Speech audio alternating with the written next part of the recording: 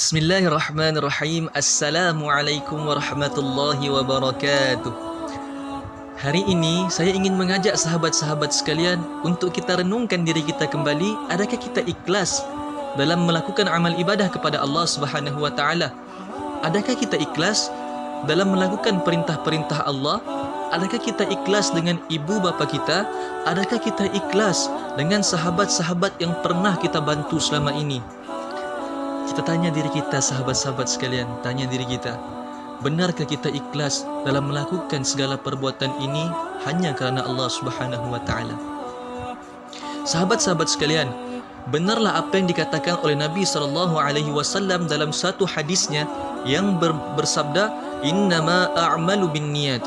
Sesungguhnya segala amalan yang kita lakukan, segala perbuatan yang kita lakukan dimulakan dengan niat.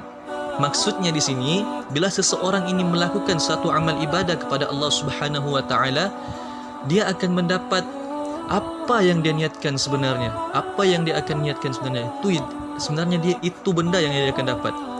Jadi di sini sahabat-sahabat sekalian, kita pergi ke yang pertama balik. Benarkah kita ikhlas dalam melakukan amal ibadah kepada Allah Subhanahu wa taala? Contohnya di sini, dalam keadaan solat, Allahu Akbar, masa takbiratul ihram itu, tuan-tuan, sahabat-sahabat sekalian, apa benda yang kita fikir sebenarnya? Adakah kita terfikir kepada keduniaan ataupun kita hanya fokus kerana Allah Subhanahu wa taala?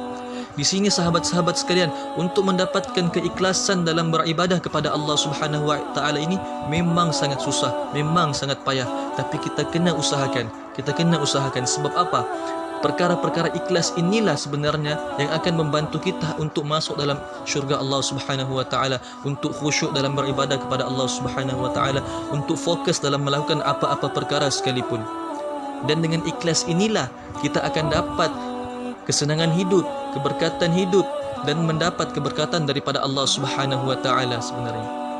Sahabat-sahabat sekalian, apa yang dikatakan oleh Nabi sallallahu alaihi wasallam dalam satu hadisnya, dia kata, beribadahlah kamu semata-mata kamu melihat Allah, dan apabila kamu tidak mampu untuk melihat Allah, beribadahlah kamu semata-mata seolah-olah Allah yang melihat kamu. Sahabat-sahabat sekalian, bila kita ada prinsip yang begini, prinsip sebegini dipanggil ialah prinsip ihsan.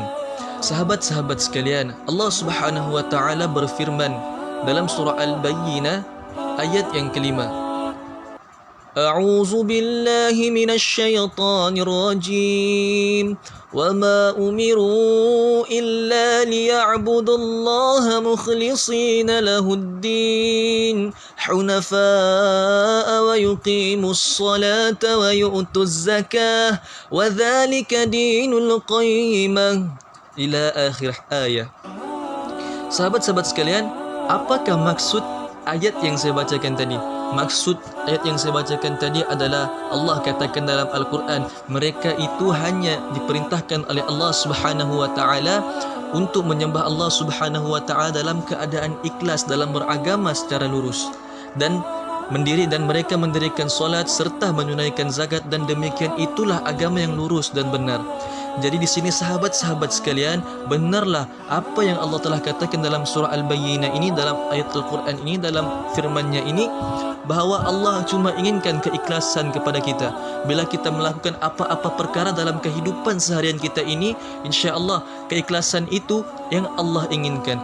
Jadi di sini sahabat-sahabat sekalian, saya mengajak diri saya dan sahabat-sahabat sekalian untuk kita berusaha bersungguh-sungguh untuk mendapatkan sifat keikhlasan ini. Sahabat-sahabat sekalian, saya doakan semoga kita ini melakukan amal ibadah, melakukan solat, melakukan perkara-perkara yang Allah inginkan dengan ikhlas.